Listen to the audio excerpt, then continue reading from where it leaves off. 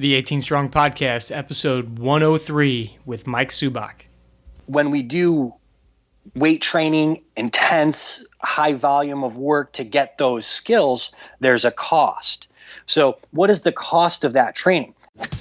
Welcome to the 18 Strong Podcast, where you get direct access to the world's greatest experts on training harder, practicing smarter, and playing better golf. Now, here's your host, Jeff Pellizzero.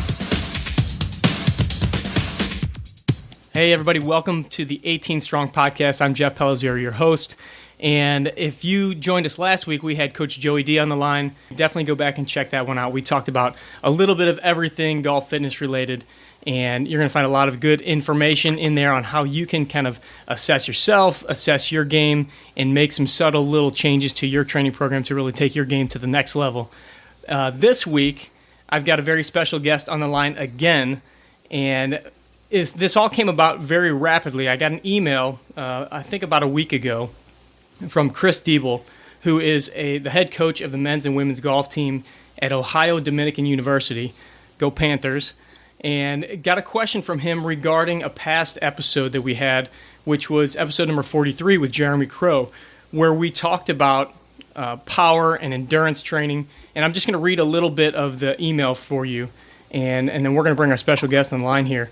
It says, so I was listening to your endurance podcast with Jeremy. What an informative episode. I was fascinated by his explanation how endurance training will hinder power training and vice versa. But it raised a couple questions for me. At the end of our season, we're playing on a conference championship on a big course, which is very hilly and will definitely test our endurance. Is power training, as described in the episode, the way to go in prepping for this event to keep our players fresh over the 4 days? The event's at the end of the spring season, so we're looking to be at our very best.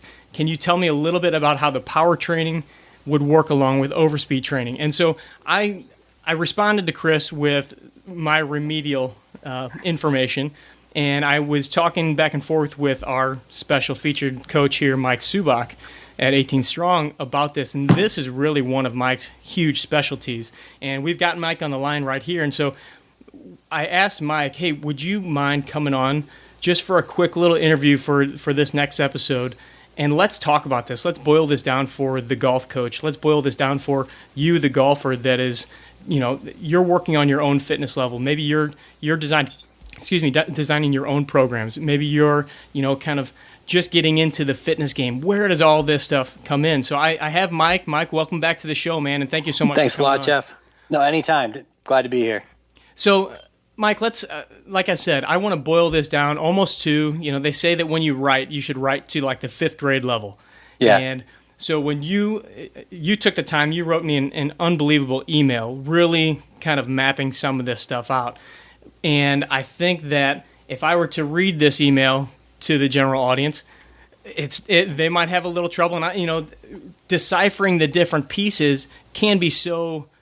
It's very heavy. Complex and heavy, exactly. So I was like, all right, Mike, here I'm going to throw a challenge at you, and hopefully I can really get this out of this podcast for the audience. And I know that you're the best guy to help me to really boil this down. So when you first saw this email, what was your kind of response, looking at it from the idea of let's simplify as much as possible?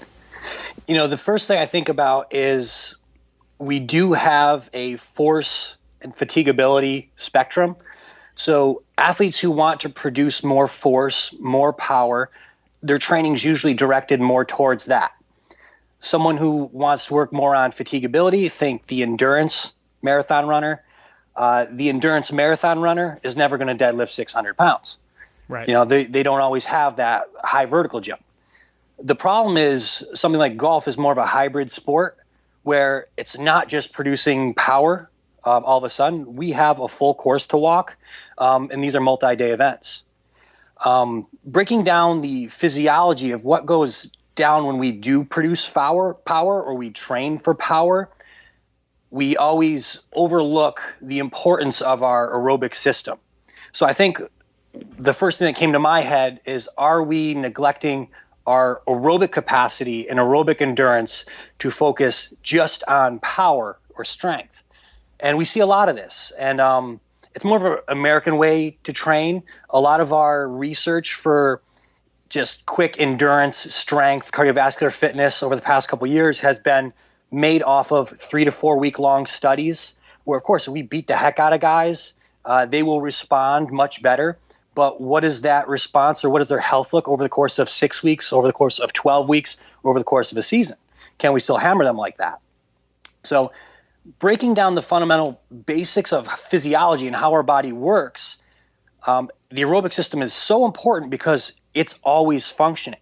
Right. So when we do something that's quick and powerful, we're not doing basically the aerobic system. We're doing the lactic system, or what people generally refer to as creatine phosphate. That 6 seconds to 10-second burst of energy. It's not aerobic in nature. It's not even anaerobic in nature. It's so powerful and quick that it's utilizing creatine phosphate. So with that system, we are breaking down creatine and phosphate apart from each other to produce energy really, really fast. And that gives us that quick power that we see with the golf swing or some of these explosive events, track athletes, things like that. Anything that lasts under 6 seconds of work. Mm-hmm. The thing that a lot of coaches may not kind of hone in on is that in order to rejoin creatine and phosphate together again is utilizing your aerobic system. Right. So in order to produce those results over and over again, it's our underlying aerobic capacity. Then going into, if we stretch something a little longer than that, 6 to 10 seconds of a quick burst or an explosive movement, we're working anaerobically.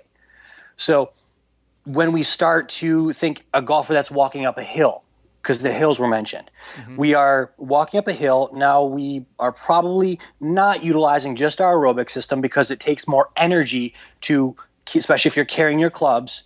Now we're using the anaerobic system. In our anaerobic system, we produce lactic acid. So what happens is we start to accumulate lactic acid and we start to fatigue. Our performance goes down. All the time we're doing anaerobic work, we are also using our aerobic system because lactic acid doesn't just make us burn and make us tired. What happens is lactic acid then goes to more oxygenated tissue like our heart, myocardial tissue, and it's used as an additional energy source. So lactic acid starts to accumulate when we can no longer have enough of an aerobic capacity to buffer and remove that lactic acid. So once again, if we're walking up a hill and our legs start to get sore, that's because we lack the aerobic capacity to clear lactic acid. Right. Okay. So once again, those two systems tie in together with having a base aerobic capacity. Yeah. So in your email, that's something that really struck me was these two systems don't necessarily work separate. Like many people kind of think it's one or the other. Correct. But if you don't have the underlying aerobic capacity, so your body utilizing the energy or the oxygen, then you're not going to be able to recover. And I think that's where the sticking point comes in with, okay, how do I train? Do I train for power? Do I train for endurance? And like you said, golf is so much of both that it's very interesting. So when we then talk about utilizing these systems, how do we go about increasing our aerobic capacity to then kind of fuel that anaerobic or the alactic system? Right. Well, first I always look at, giving them the strength, giving them the power, and also the hormonal response to change their body. So if I think I want to get them faster, stronger, more powerful, that's usually my number one. That's, as coaches, that's what we really try to hone in on and develop. That's the athlete's skill. We always say skills pay the bill, but the coach's job is to make sure that those skills are reproducible and fully utilized. So first we do the training to focus on that power. So I'm not taking away from the importance of, power and strength training. That's paramount. However, we have to realize what is the impact or what is the cost of that training. So when we do something that is heavily central nervous system dominant, meaning producing a lot of power or speed, it's very taxing on the body.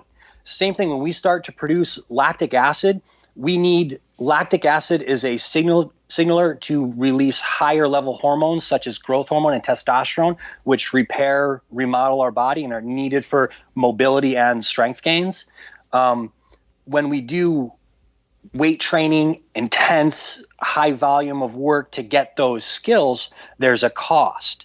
So what is the cost of that training? And it's central nervous system fatigue, and it's the buildup of that lactic acid. The buildup of lactic acid will destroy mitochondria, which makes us less aerobically fit, and that's what gears us and trains us to be more that anaerobic power type of animal or athlete. Right. So if we train like that to get our skills on one day, it's going to take 2 to 3 days to recover our central nervous system. So it's almost the definition of a compensation pattern. If we play really hard on Saturday or have a really intense workout on Saturday to develop ourselves as an athlete, if we go and try to do skills the very next day, we don't have the ability to learn. We're fatigued. Mm-hmm. We'll develop a compensation pattern. And the analogy I always use is, think if you start to get hungry, I always use hangry, hungry, angry. Yeah. It's you have a really important need or desire to eat. Your body's telling you eat for survival. So you may not be as nice or as jovial with all of your friends. You may be curt or get that hungry, angry, hangry symptoms. So you're putting your desire and necessity to eat in front of social cues. Those are less important at that time. Right. So now you're hungry. Let's say you step outside and it's negative 20 degrees. You're not hungry anymore. Your new threat is the cold. So our body only has the ability to work on the most important threat that we perceive at that moment.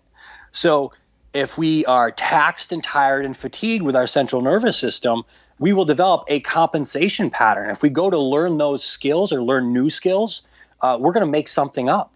And that's when we recruit the wrong musculature, or we see a lot with runners. Instead of using the musculature to get stable and contract into isometric contraction, we land. We're just going to go bone on bone because bone on bone is stable too without having to use any energy. Mm-hmm. Or we rotate using different ways or patterns. So we can't train for power or train for strength the next 1 or 2 days after. So what can we do? And we can try to mitigate the damage that we've done with the power training. And that's what regeneration recovery work is. So usually that's when I start to put in what would be seen more as aerobic or endurance work. So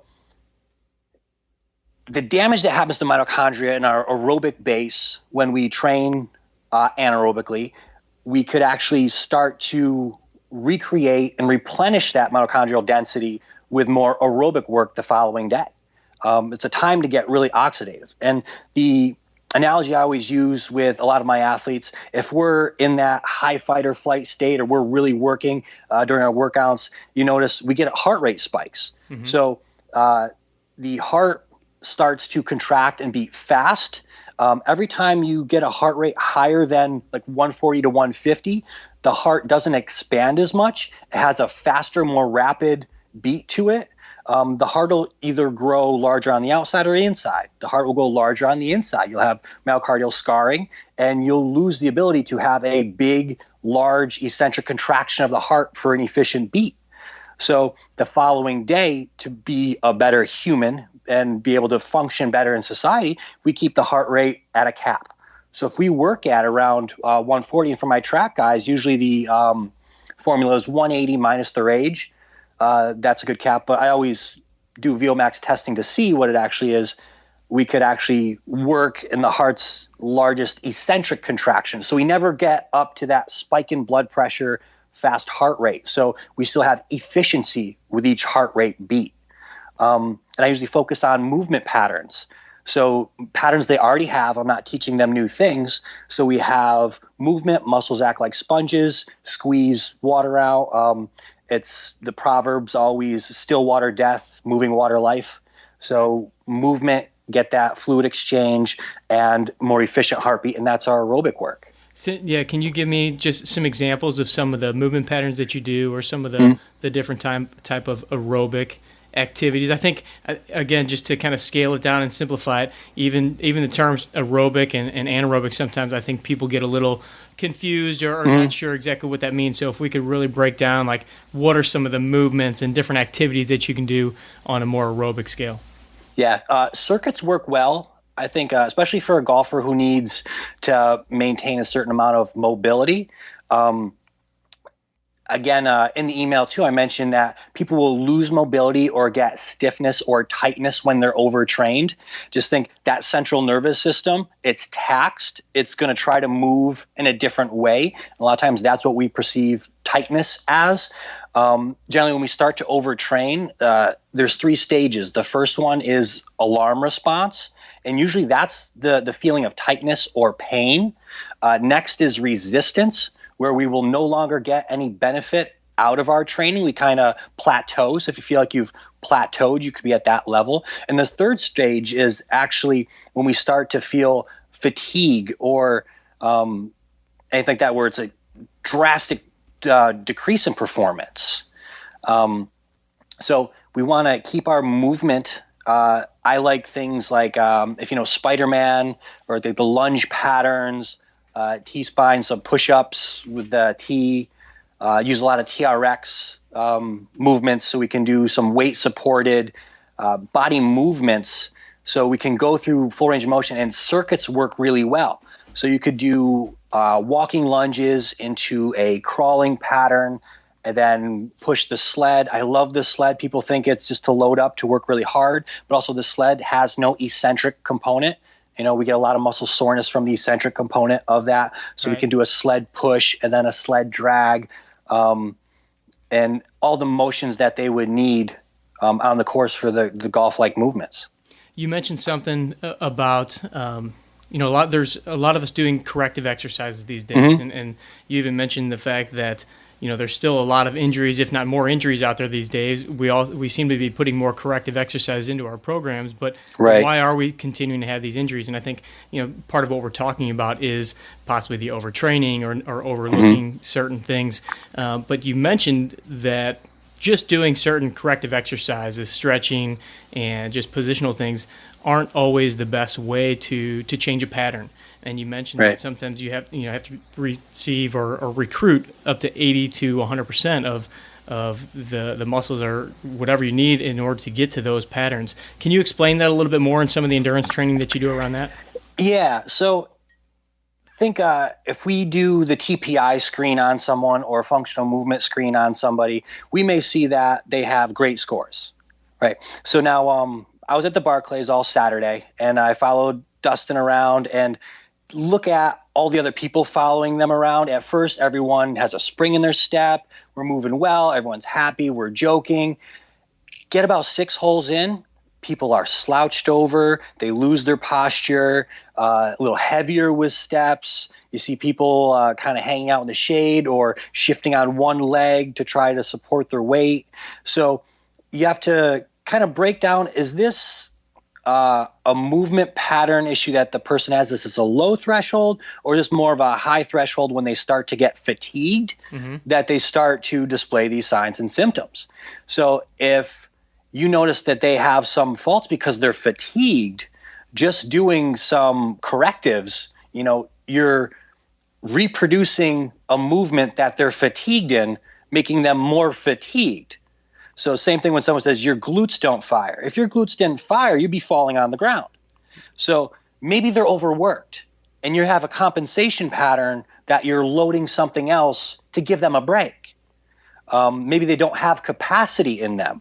So same thing, I always use the analogy of posture just because it's an easier one. As the day goes on, we get more tired. We usually slump with our posture. So if we just work on doing, T-spine extensions over the foam roller, some scap wall slides, things like that, yeah, we could do those. But our posture hasn't been getting better. If we do the endurance component of it, think some loaded carries, either carry a sandbag, carry kettlebells, like a farmer walk. Now we're training for endurance, those muscles. And it all stems back to the aerobic capacity and conditioning, because we see our environment as a threat. So if our environment makes us stressed out and fatigued, we're going to go into compensation patterns. So if we can be a better human, have a better aerobic capacity, we're going to be better able to live in our environment and not go into these compensation patterns because we are fatigued. Right. So making the aerobic capacity improved makes you less likely to then become fatigued and then go into some of these fall to patterns, compensation patterns. Right. So same thing with the courses that have a lot of hills. So remember, with our training, lactic acid accumulates. That's tied into our central nervous system. So because we're all one functional state. So if we tax our muscles, we're also going to tax our central nervous system. So if we start walking up the hill and we don't have the aerobic capacity to walk up that hill, we start to tip into anaerobic capacity. Then if we can't buffer lactic acid, now we're building up lactic acid, which is damaging to us and increases our need to recover. So slippery slope. Exactly, literally. And so when I bring new athletes in, even though they're a golfer, I have them do a VO2 max test. And they sit on a bike usually because so you don't have to do running for them. And they're like, I'm not like a cyclist. But what I get from them is I see how long they could stay in their aerobic capacity. And then at what stage do they fatigue aerobically and can no longer utilize oxygen. So then they have to turn towards being breaking down carbohydrates as an energy source. And then that's when we start anaerobics. That's okay. We're starting to get into that phase. And then how long they can hold that phase off, how long they can buffer that lactic acid before it finally shuts them down. Mm-hmm. So then I know specifically what component to work on. And if I have a golfer that has a great aerobic capacity, now I know I can start to hammer them and do more of the power training in our workouts and not have to focus on that. Or I have some people where I'm doing resting metabolism with them and they can't utilize oxygen at rest. So they're burning carbs at rest. So if you don't have carbs completely constantly coming into your bloodstream, you're breaking down muscle tissue. Wow. So at rest, you need recovery from that. You need recovery from your days off. So the ways to get about that, fix nutrition. And also if we get them to utilize oxygen better, they're going to be more recovered at rest. Right. So. Okay. All right. Here's where it's going to get a little difficult for us. Yeah. So you've got your testing machines. You've got the ability to do the VO2 max. You've got a lot of sophisticated equipment where you are. So let's take. I'm gonna go in two different directions here. One specifically for Chris and all the golf coaches out there that are listening, because I've gotten several emails from golf coaches who thankfully love you guys out there, listen to the 18 Strong podcast and give me a lot of good feedback. So for those guys, when they're trying to plan something out for their team, and maybe they don't have the facilities, they don't have a specific trainer or whatever, what advice can we give them just regarding, exactly for Chris, they've got this tournament at the end of the year. What kind of direction would you specifically go for them? And then the second direction here would be, okay, for the guy at home that isn't working with somebody like you, what are some things that they need to think about? What are some things that they can maybe look at in their daily life as far as, okay, what does my aerobic capacity suck, or am I okay? Or, right. That kind of stuff. Just so let's go with the golf coaches first, and then we'll shift over to everyday Joe golfer. Yeah, and even overlapping those two, we look at how we should train just as a person. So if we know we can really tax our central nervous system and our hormonal system 2 times a week. That's it. That's not a lot. So if there's guys who are killing it in the gym and they're going back to back to back days, you're going to get that general adaptation syndrome where you are actually going to decrease your performance. So think you have 2 days to do really taxing work. So generally we call one day a developmental day and then another day just a stimulation day. Because if we already really crank and go hard with our developmental day, we don't need to kill it at the same intensity to get the same benefit. So I always do like a plug and play system. So anybody who comes in, I always ask them, what's your week look like? So sometimes competitions lie on a weekend, or what's the toughest day. So if we say, okay, Sunday, that's our hardest day. That is our developmental day.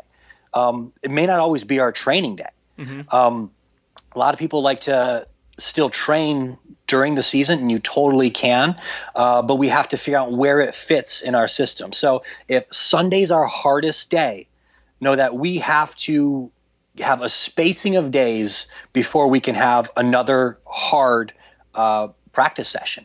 So Sunday, very high with CNS needs. So think we have a lot of swings, walking hills, a lot of lactic acid accumulation.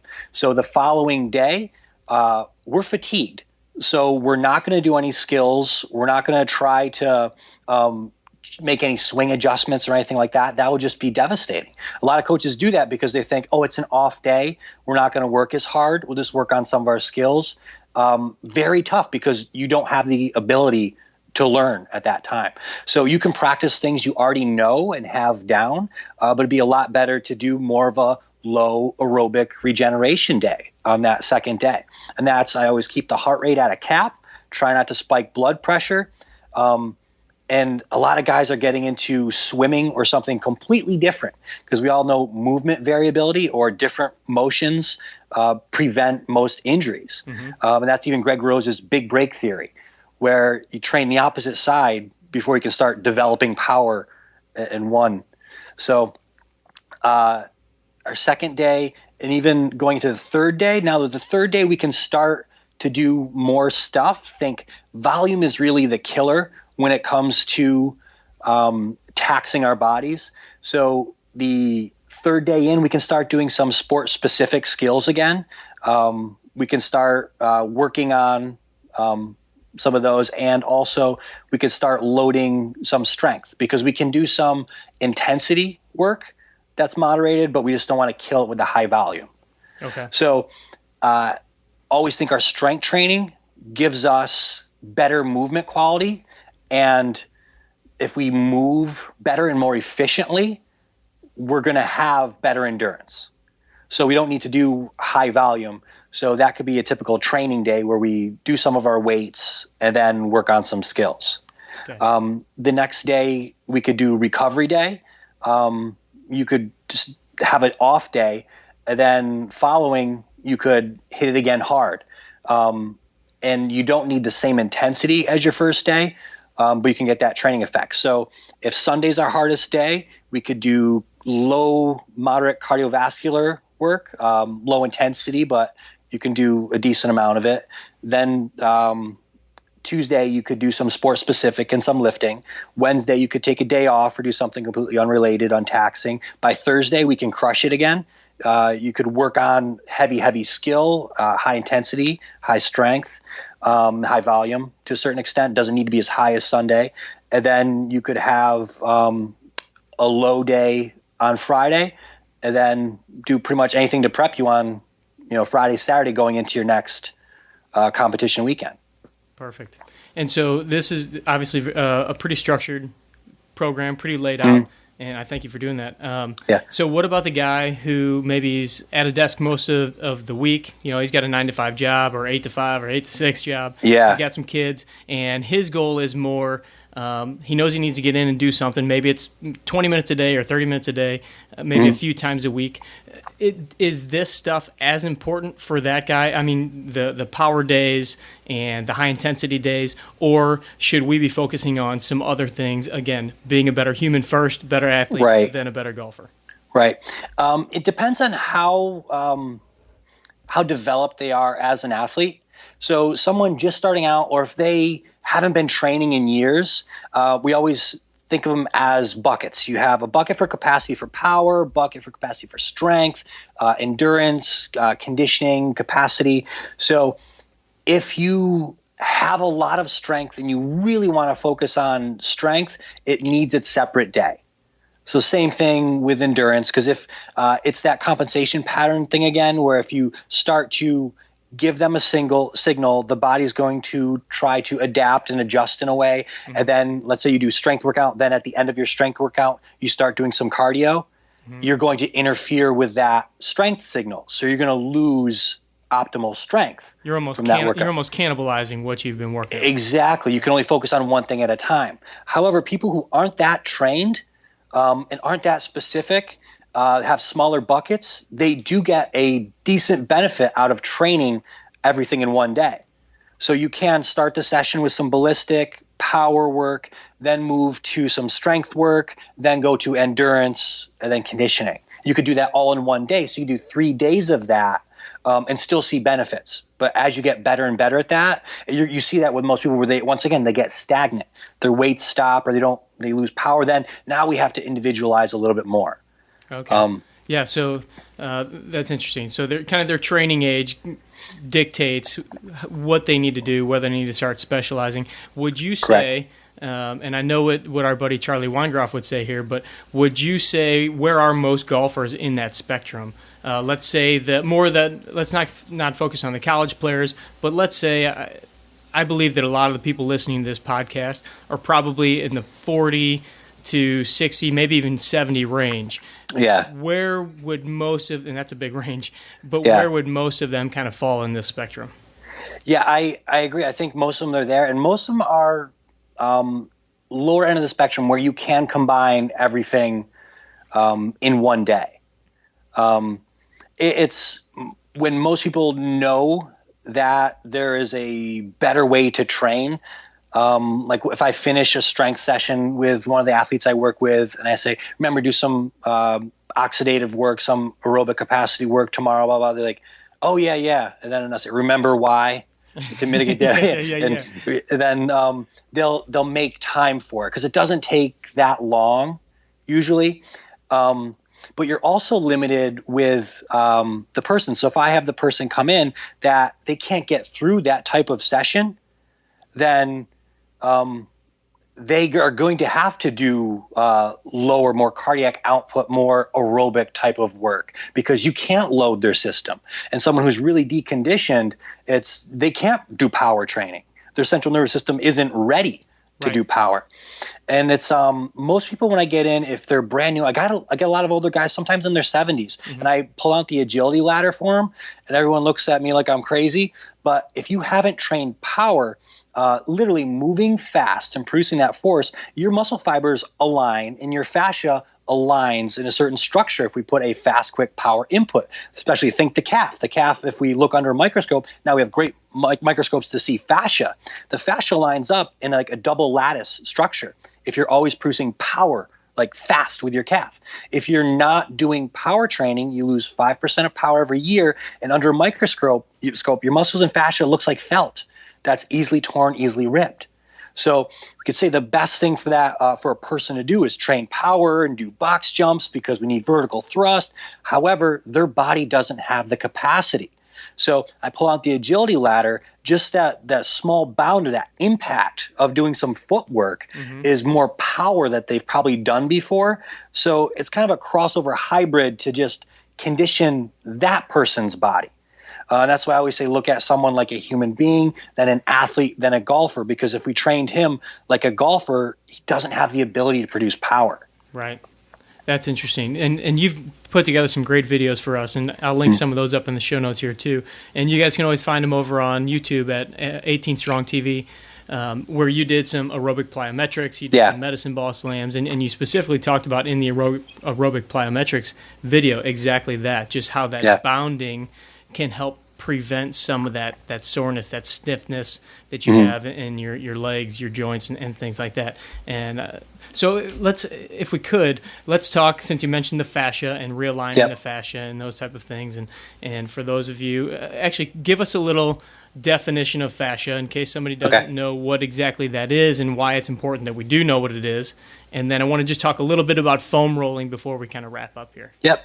All right. So we've learned a lot about fascia in the past few years. So what I always think with fascia and what it is, we are not 200 some muscles. We are one muscle that's separated into 200 some bags. And what separates those bags is like a fascial webbing or netting. So we always have cell turnover, meaning we have cells die off and new cells come in and replace those. Just think when we're babies, we're born with bones that are cartilage. The fact of loading that, the cells died off, new cells came in that were harder and bone. Bone is second in strength to enamel. And so I think if we get plantar fasciitis in our foot, we develop a heel spur. Mm-hmm. It's like bone grew. How does bone grow? We put so much force on that tissue that when the cells died off and new cells came in there, they were really, really strong, stronger than a typical muscle ligament. So when it comes to loss of range of motion, or you always hear scar tissue, think analogy I always use, if I'm going to raise my arm over my head, arm basically gets to a sticking point, and that's usually when we get unstable. So my brain, my central nervous system says, I don't trust you out here, and I don't want you to load out here. So the central nervous system takes that range of motion away from you, because you notice if you stretch it a little bit, all of a sudden you get more range of motion. Mm-hmm. The reason we get that is if we put the arm in a stretch, we put it out there or do an isometric out there, the body realizes that, okay, I'm not going to be injured, and it gives us a little bit more range of motion. Right. Our central nervous system always keeps 15 to 18 degrees range of motion in the bank because it wants to protect us. So if we do strength training in the range of motion that we have, strength is going to radiate to that, and we'll gradually do more range of motion. That's, once again, referencing Charlie Weingroff, where training is rehab, rehab is training. You have to do strength training, and you'll get more mobile. Mm-hmm. But now those areas past that, where we're not accessing, we're not putting any input to that. So for cells to align and for cells to be strong and tissue to be actual mobile and elastic, they need pressure or force and a direction. So if we're not sending any direction to those parts of our shoulder with great amount of flexion, when the new cells come in, they're all disorganized. Mm-hmm. Tissue layers, when it comes in, it doesn't have a pattern. It doesn't have an arrangement. So that's why we lose motion and lose pliability and the strength of contraction out of that area, because it's disorganized tissue. So that's why manual therapy works if we press into it, because we're giving a pressure, a strength input, and a direction. So that encourages cells to die off and new cells to come in. Mm-hmm. So when new cells come in, think stem cells come in. And this is the importance of doing training as well. So if I tax my hormonal system, remember lactic acid causes us to produce testosterone growth hormone. Growth hormone, IGF-1, makes us produce new stem cells, proliferation. Then mechanogrowth growth factor causes the differentiation of those stem cells to be something, be muscle cells, be bone cells. So we do some great volume of strength training. Now we have the systemic environment with all this growth hormone. And now we put the mechanical pressure into the area, and we get these new stem cells to go where they're needed. So back to your original question 5 hours later, that little stem cell has a snail trail off of it. That is our fascia. So when that stem cell translocates to go where it's needed, it leaves a snail trail fascial line. So that's why we have these lines of arrangement. So fascia is hydrophilic and hydrophobic. So it has a fibrous component that's dry and a part that's wet. So it has moisture to it. So that's the importance of always moving it. And we'd always say keep your fascia healthy and elastic, because that is a giant supportive structure. So with fascia, now when we think about using it, if I am, easiest example is a runner, every time I have a foot strike, the pad of the bottom of my foot has little receptors that pick up vibrations. They say, I'm striking the ground. It causes a isometric contraction of all the muscles in your body to hold tight, and it's your fascia that moves to allow the movement. So people who don't have this system aren't doing that type of strike, or now shoes kill people because rubber in shoes absorbs the vibration. So people don't know where they are in time and space. You'll get strong, but instead of having muscular contractions, you'll have stability in other means. A lot of times bone on bone is stable. So you'll have hips jamming up, knees jamming up, ankles jamming up, because you're not getting that strong contraction. They've pretty much cured most shin splints because they say when we run, it's on a hard surface, usually concrete. Concrete gives no vibration, so we can't feel that we're striking something. So our bones or our muscles don't go into an isometric usually, so it vibrates our shin bones. And that's what causes shin splints.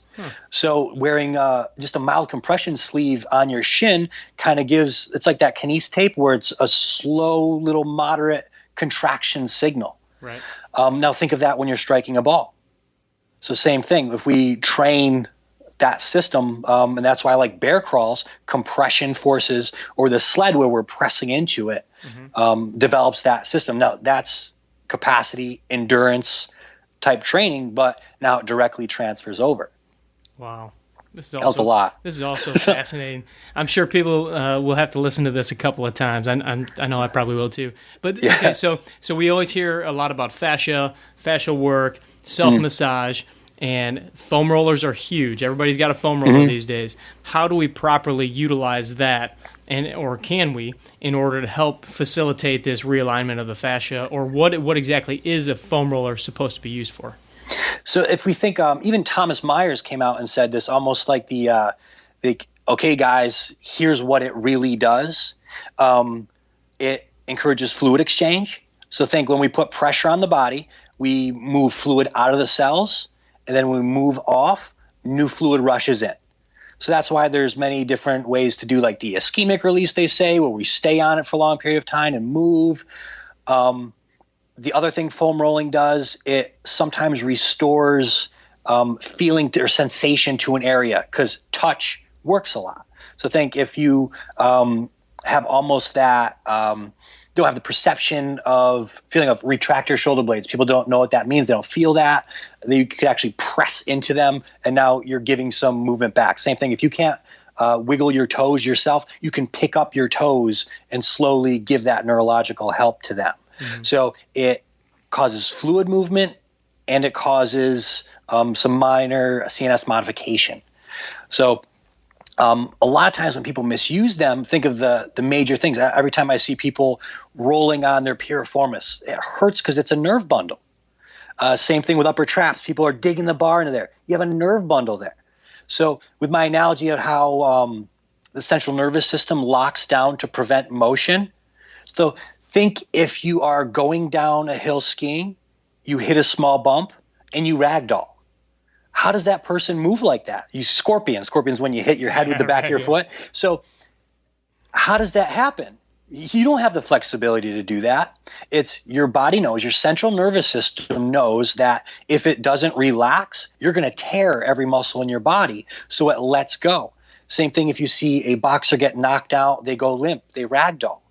So if you put pain into an area, your central nervous system will think that it's going to hurt or tear a muscle. It will go limp. It says, sorry, buddy, I'm out of here. You're on your own. So it's the same thing when we see like, oh, this is killing me with a foam roller. You stand up and you can move it again. Well, you either gained the 15 to 18 degrees range of motion that you already had, or you put a pain response so it's a temporary, it's a transient effect. To actually gain mobility takes time. We actually have to continuously put an input in to cause pressure, know that the area needs strength and a direction. And then we'll encourage the die-off of cells, and we'll bring new healthy cells to that area, and then we'll slowly gain mobility. So do you utilize any of these soft tissue tools to help facilitate maybe gaining a little bit of that 15 to 18 degrees of motion, or how would you use it? Yeah, and it's a good intro to a session. I know Charlie Francis, great coach, one of the greatest coaches of all time, he used to manually massage his track athletes before he would train them because he said he knew the stiffness of their muscles, whether they could train or not. And he would literally be massaging someone's hamstrings or calves and say, you're not training today. Go in the pool or go drink water, or he'll give them another regeneration tactic. I always look at it when I go through the process of a training session. I have the theoretical best program for them. But I think when someone starts a session and we start our warm-up, we generally start on the ground. kind of bring life back to central nervous system, get some of those movement patterns back. So if I put someone on a foam roller and let's say they're rolling their quad, they're in a side bridge. And then if I put them now roll the back of your hip, let's get glute, they're doing a quarter get up. Right. They're in those developmental patterns. So I just say, go down the ground, start crawling, start moving around. I could do that. A lot of people, I do that. If everything feels good, let's go. But a lot of people, I'll start them on the foam roller. Once again, fluid exchange. It's movement. It feels good. If it does feel good, it's going to help them move better. And it's a chance for them to slowly work into their warm-up. Awesome. Great stuff today, Michael. I really appreciate you coming on, especially a little bit of short notice, but hopefully we got some questions answered that Chris threw out there, and I'm sure if Chris had these questions, there's a lot of other listeners out there that have the same questions. If you guys want any more information on some of the stuff that we talked about here, I'll have all the links from several different things, talking about some of the different pieces that Mike touched on here and some of the videos that Mike has shot, and hopefully many, many more videos that will be coming from Mike in the future. You can go and just search Mike Subach on 18 Strong. We'll have this all linked up for you. Mike, once again, it's always a pleasure talking to you. I learn so much every time you're on the show and every time I interact with you. So appreciate everything you're doing for us here at 18 Strong. And I know that the listeners, the viewers, are getting tons and tons of value out of your work. So keep it up, man. Good. Thank you. My pleasure, Jeff. And to get more info on this show, go to 18strong.com, search for episode 103 with Mike Subach, and you'll find all the information there. If you've yet to subscribe to the 18 Strong podcast, you can simply do that on iTunes or via Stitcher. Go there and you'll get every single new episode downloaded automatically onto your smartphone, your computer, your tablet, whatever it is you're listening to. And if you haven't gotten your hands on the Golfer's Guide to a Bogey-Proof Workout book, by all means, go to bogeyproofworkout.com and you can find the book right there. Thank you again for joining me this week on the 18 Strong podcast. We will catch up with you next week with another incredible guest. Train hard, practice smart, and play better golf. Thanks for listening to the 18 Strong podcast at www.18strong.com. And remember, train hard, practice smart, and play better golf.